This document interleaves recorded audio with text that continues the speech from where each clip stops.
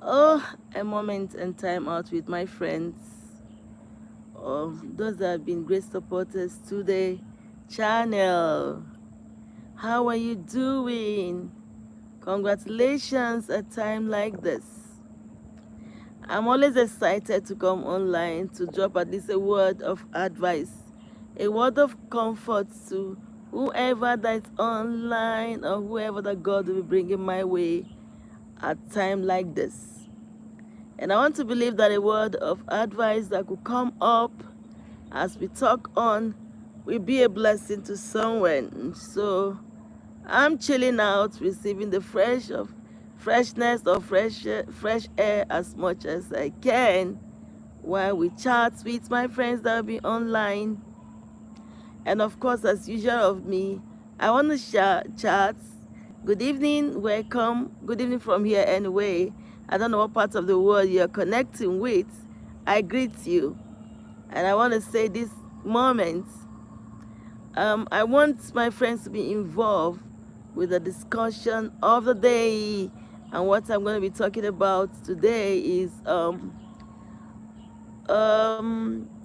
what to do when you feel like quitting out of your marriage. A lot of people say they are not married, but I always tell them it's a path that people will cross someday. And of course, like I was saying yesterday, you don't just go into marriage because you feel like it's time to have fun. Let's just test what you feel like and come out. No, marriage is more a serious thing that truly we advise people to go into it with a clear eye open. No, it's always said of when Jacob was going to, was it Jacob now? They're going to choose a wife or choose his wife. He chose Rachel. And then at the end of the day, Laban, his uncle, gave him the Leah, you know. And then he woke up in the morning because someone would say it's not with a clear eye. And he saw that the other sister that was given to him, that was not his bargain. And it didn't look like a good deal for him. He had to work again for what he wanted, even though it took another 7 years, but he waited and got what he wanted, and he endured, and he was saved through it all. Even the children that, especially Joseph, that was brought to him by Rachel, it was someone that he loved, he cherished, because there was a passion that he had for what he was going into with Rachel, not with Leah. So there was a time there was so much controversies and troubles in the home. But suffice me to say that his eye and love still went to the one that he loved. Several acts, that he portrayed showed it. There was a time they were going to meet his brother Esau. He had to put, these families, he divided them into some sections and allow that of Leah to go forward. There's so many other things. Let me not just go into them because I didn't prepare for that. And I want to say that marriage is a good thing. You don't go think of going into marriage because of what you feel you will get out of it, or let me go and test what it feels like, or let me have a woman, or let me have a man for myself. I do not want to commit sin, fornication. I just want a help, someone to just help me out of the present Christ I'm in. No, you don't go into marriage due to flimsy reasons. You go into marriage due to the real reason why God, our Creator, has ordained marriage. Some time ago, if you look through my videos, you see where I treated the topic. And what was the topic? The topic was all about, who initiated the first marriage. Why some people say it just, just evoluted, something that just happened, and people started getting married and blah, blah, blah. But we believers in Christ Jesus, we tell you that God was the one that first designed the first marriage. We are bringing Eve to Adam, and they were together until they began to be fruitful and multiply, like God has said of them in Genesis. They said, be fruitful and multiply, you know, Just love yourself. Your wife will help you. You're going to be companion, because of course after God created everything, all that he created, we are not looking like Adam. Adam was just called on, was created by God, and was given the assignment of tending everything that he met in the garden. And there was no one that was looking like him that he can play with, he can, just have koinonia with, he has feelings. When the wife came, there's nothing created that you could consummate that feelings with. So the wife had everything all fitted on for him to have fun as she's presented to him. And that was how, they began to be together, love themselves, understand their body system, body language, and they began to produce children. And Adam and Eve were the first couple, and this couple brought about other, children who now began to give birth. And so the Christian, we always say our first parents were Adam and Eve, the first couple were Adam and Eve. And we don't make light of it, but like I always will say, marriage is a good thing. It's not game.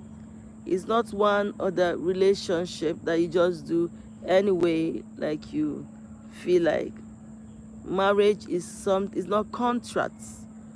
It's a strong tie and a bond that if we or God will have his way, the way he designed it, it's supposed to last forever. But now it depends on the couple to make it last as long as they wish it to last.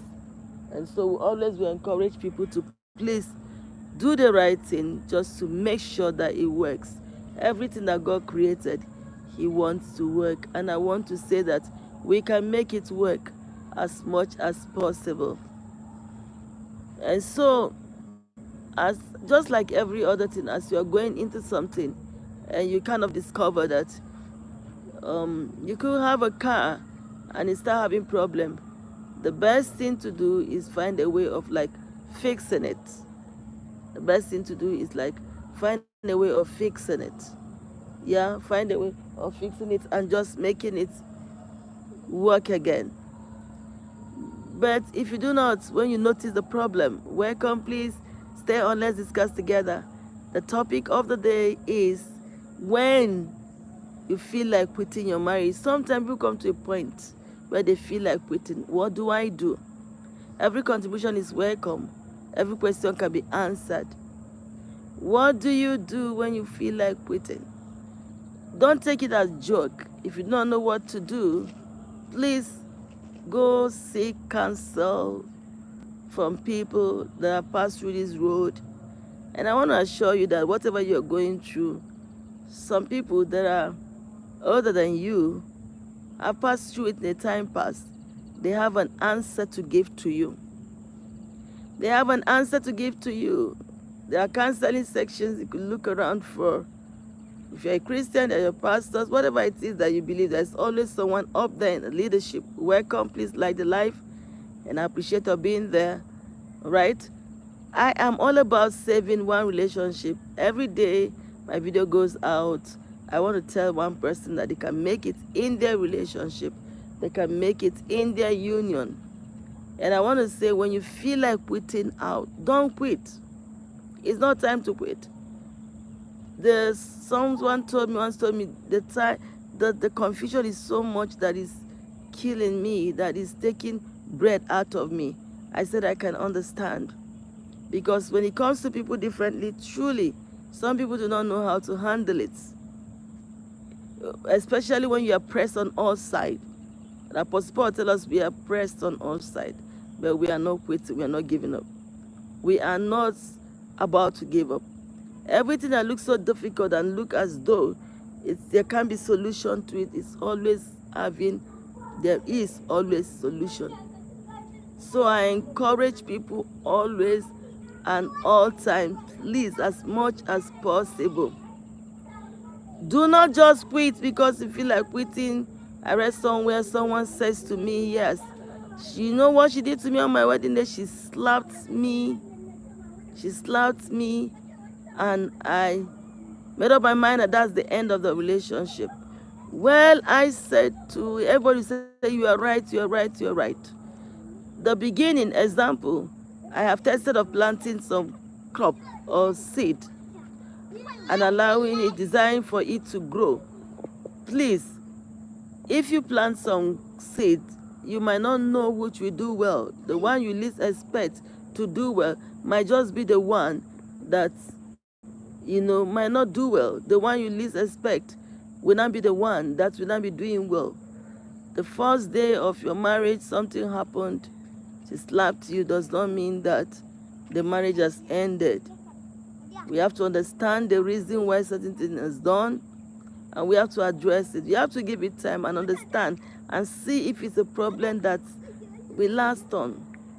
Yeah, it's everything significant. Somebody said to me on my wedding day, she threw the ring away because she was angry.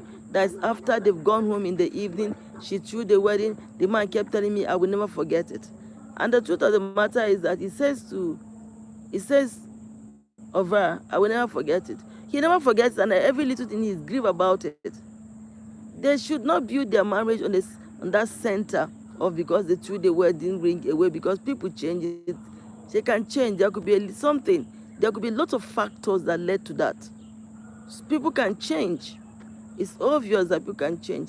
But if you make a decision to platoon and say, oh, this is, no, this person cannot change. No, it's God that changes people. People can change. But so far, me to say that this couple are still together. The man keeps saying he threw my wedding ring that evening away at me because of a short, misunderstanding that same day.